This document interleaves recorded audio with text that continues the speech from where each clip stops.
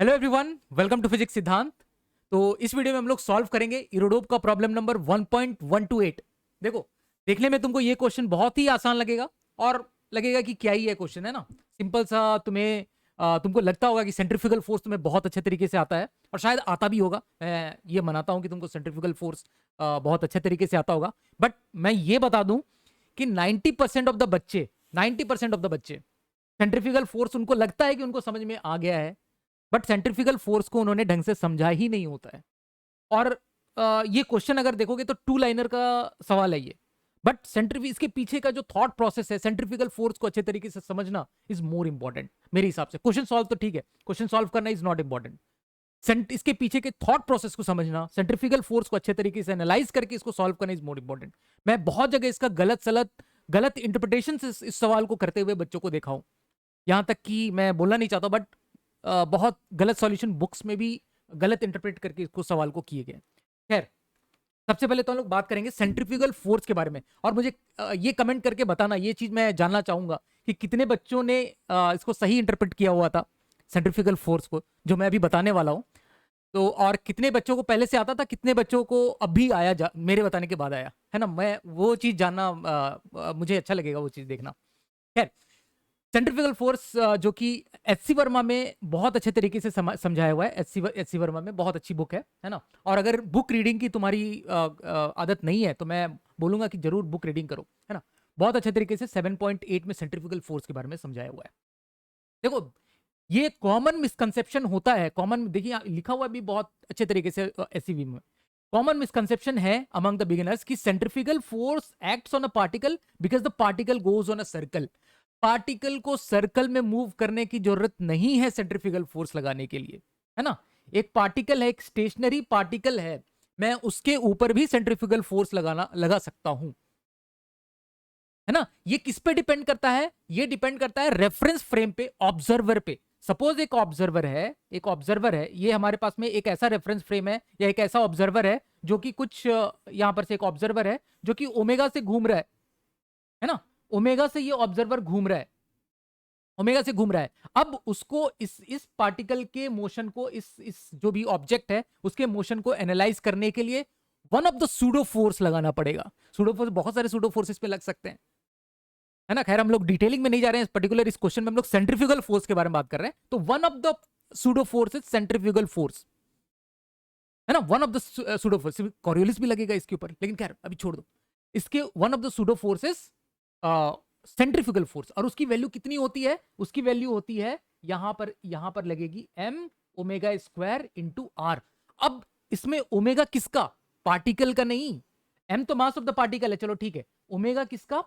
Observer का, या फिर जो रोटेटिंग फ्रेम है, रोटेटिंग फ्रेम बोल दो, या फिर जो ऑब्जर्वर है, ऑब्जर्वर खुद, जो ऑब्जर्वर इसको ऑब्जर्व कर रहा है, या जो फ्रेम है जो इसको ऑब्जर्व कर रहा है, जिस फ्रेम से हम लोग इसको ऑब्जर्व कर रहे हैं, उसकी ओमेगा, रोटेटिंग फ्रेम की ओमेगा है ये, है ना। और आर आर आर आर क्या है? यहां से इस रोटेटिंग फ्रेम से इसका जो डिस्टेंस है दैट इज आर। इसके एक्सिस ऑफ रोटेटिंग फ्रेम, है ना, एक्सिस ऑफ रोटेटिंग फ्रेम से जो डिस्टेंस है ना, ऐसे लिख दे, एक्सिस ऑफ रोटेटिंग फ्रेम से जो डिस्टेंस है दैट इज आर। तो ये चीज समझना इंपॉर्टेंट है। ये m ओमेगा स्क्वायर आर में ये क्या है? सबको लगता है जो सेंट्रीपिटल फोर्स है उस हिसाब से ही ये सेंट्रीफ्यूगल भी है, और लोग लगाना चालू कर देते हैं बिना समझे इस चीज को।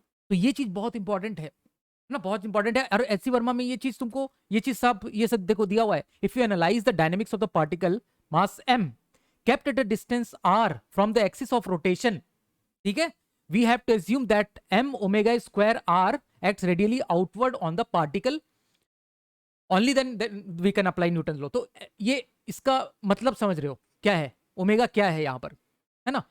एंगुलर, यहां पर देखो, that is, suppose we are working from a frame of reference that is rotating with an angular velocity of omega with respect to inertial frame, है ना। तो ओमेगा क्या है? एक्स, ये ओमेगा है फ्रेम ऑफ रेफरेंस की omega है ना। फ्रेम ऑफ रेफरेंस या फिर जो ऑब्जर्वर है, जो रोटेटिंग ऑब्जर्वर है, उसकी ओमेगा है यहां पर, ठीक है। तो ये चीज इंपॉर्टेंट।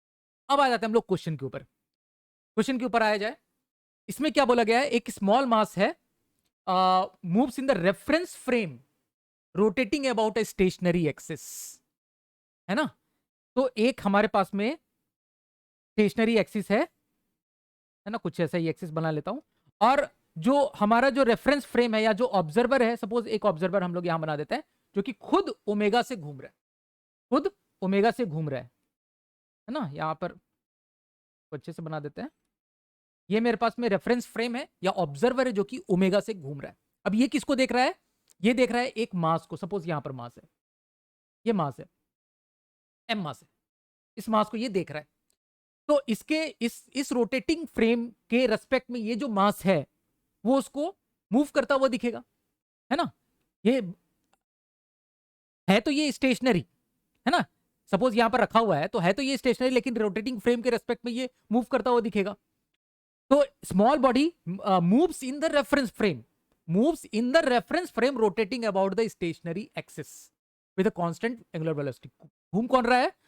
हमारा जो रोटेटिंग फ्रेम है या हमारा रोटेटिंग ऑब्जर्वर, ऑब्जर्वर हमारा घूम रहा है जो कि इसकी एनालिसिस करने वाला है। ठीक है। What work does the centrifugal force of inertia perform during the transfer of body along the arbitrary path? ये भी बहुत इंपॉर्टेंट है। आर्बिट्री पाथ से हम लोग इसको पॉइंट 1 से पॉइंट 2 लेके जा रहे हैं, तो कितना वर्क डन होगा, किसकी वजह से?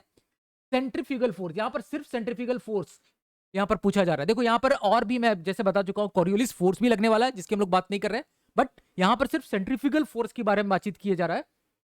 तो हम लोग यहां पर सिर्फ सेंट्रीफ्यूगल फोर्स को का वर्क डन कंसीडर करेंगे। तो सबसे पहले तो ये देख लेंगे, सपोज हमारा जो पार्टिकल है वो यहां पर है ना। ये हमारा एम मास का पार्टिकल है और इनिशियली वो इसकी एक्सिस ऑफ रोटेशन से इसकी दूरी r1 है। अब हम इसको किसी भी आर्बिट्री पाथ से लेके जा रहे हैं। कहां पे? सपोज यहां से यहां तक मैं किसी आर्बिट्री पाथ से इसको लेके गया यहां पर, है ना, जो कि एक्सिस से रोटेशन, एक्सिस ऑफ रोटेशन से इसकी दूरी कितनी है? r2। इस मास को मैं यहां से उठा के लेके यहां गया। अब ये मेरा पॉइंट नंबर 1 है और ये मेरा पॉइंट नंबर 2 है। तो पॉइंट 1 से लेके 2 तक ले जाने में सेंट्रीफ्यूगल फोर्स ने कितना वर्क डन किया वो हमें निकालना है। तो हम किसी बीच में किसी पॉइंट पे एनालिसिस करें, किसी पॉइंट पे। सपोज ये डिस्टेंस कहीं पे यहां पर आर है ना, ये आर है। तो इस जगह पे इस पे जो सेंट्रीफ्यूगल फोर्स लगेगा वो कितना लगेगा? M omega square into r, है ना। और मैं यहां पर सपोज एक छोटा सा डिस्प्लेसमेंट लेता हूं डीएल, है ना, एक छोटा सा डिस्प्लेसमेंट यहां पर लेता हूं डीएल। तो इस छोटे से डिस्प्लेसमेंट के लिए जो सेंट्रीफ्यूगल फोर्स है उसका जो वर्क डन आएगा उसको मैं डीडब्ल्यू बोलता हूं। यहां छोटे से डीएल में डिस्प्लेसमेंट के लिए वो कितना हो जाएगा? F dot d l. और एफ कितना है मेरे पास में? M omega square r into DL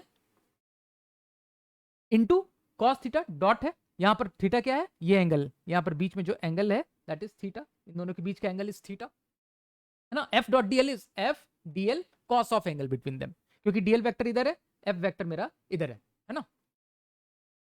अब जरा देखो डीएल कॉस थीटा को मैं क्या लिख सकता हूं? डीएल का कॉस थीटा कंपोनेंट, डीएल का कॉस थीटा कंपोनेंट देखेंगे तो डीएल इधर, डीएल वेक्टर इधर है मेरे पास में और एम ओमेगा स्क्वायर आर इधर है, दोनों के बीच का एंगल है। तो डीएल का जो कॉस थीटा कंपोनेंट है वो आर वेक्टर के अलॉन्ग आएगा, that is d are vector, है ना। डीएल का जो कॉस थीटा कंपोनेंट है उसका प्रोजेक्शन आएगा दैट इज डी आर। तो d l cos theta is nothing but d r, that is m omega square r into d r. तुम्हें देखने ये चीज समझ में आने लगेगा कि क्यों ये इंडिपेंडेंट ऑफ पाथ आ रहा है ना। आर्बिट्री पाथ जो लिखा हुआ है इंडिपेंडेंट, उसकी इंडिपेंडेंट आएगा।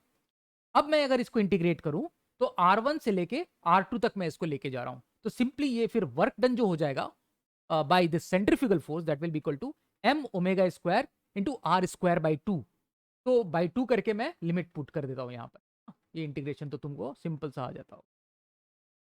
तो इतना वर्क डन होगा बाई सेंट्रीफ्यूगल फोर्स, है ना। इतना वर्क डन निकालेंगे हम लोग बाई सेंट्रीफ्यूगल फोर्स।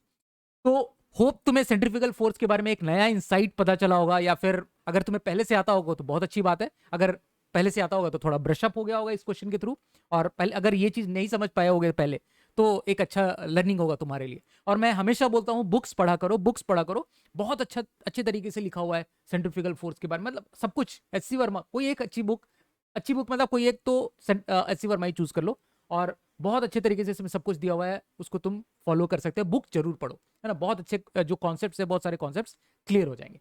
तो होप सब कुछ अच्छे तरीके से तुमको समझ में आया होगा। और वीडियो को लाइक जरूर कर देना यार, अपने दोस्तों के साथ शेयर भी कर दो, शायद उनको भी सेंट्रीफ्यूगल फोर्स थोड़ा समझ में आ जाए अच्छे तरीके से। और चलो फिर हम लोग मिलते हैं नेक्स्ट वीडियो में, तब तक के लिए थैंक यू सो मच।